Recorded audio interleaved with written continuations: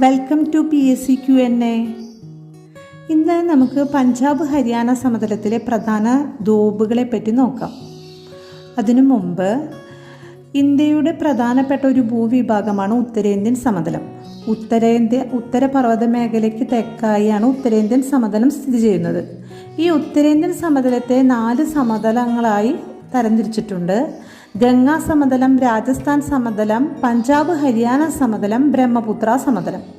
ഇതിൽ പഞ്ചാബ് ഹരിയാന സമതലത്തിലാണ് ദ്വീപുകൾ കാണപ്പെടുന്നത്.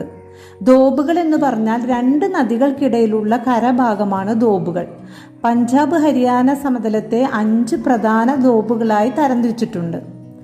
ബിസ്ത ജലന്ധർ ദ്വീപ്, ബാരി ദ്വീപ്, രജ്ന ദ്വീപ്, ചാജ് ദ്വീപ്, സിന്ധ് സാഗർ ദ്വീപ്. ഇതിൽ ബിസ്ത ജലന്ധർ ദ്വീപ് ബിയാസ് സത്ലജ് നദികൾക്കിടയിലെ കരഭാഗമാണ്.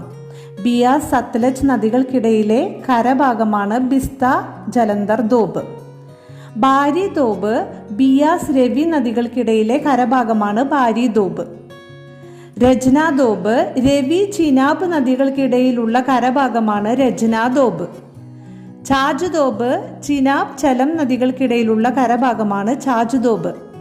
5ാമത്തെ ദ്വീപായ സിന്ധ് സാഗർ ദ്വീപ് ചലം ചിനാബ് നദികൾക്കും സിന്ധു നദികൾക്കിടയിലുള്ള കരഭാഗമാണ്. അപ്പോൾ സിന്ധ് സാഗർ ദ്വീപ് ചലം ചിനാബ് നദികൾക്കും സിന്ധു നദിക്കും ഇടയിലാണ് കാണപ്പെടുന്നത്. Thank you.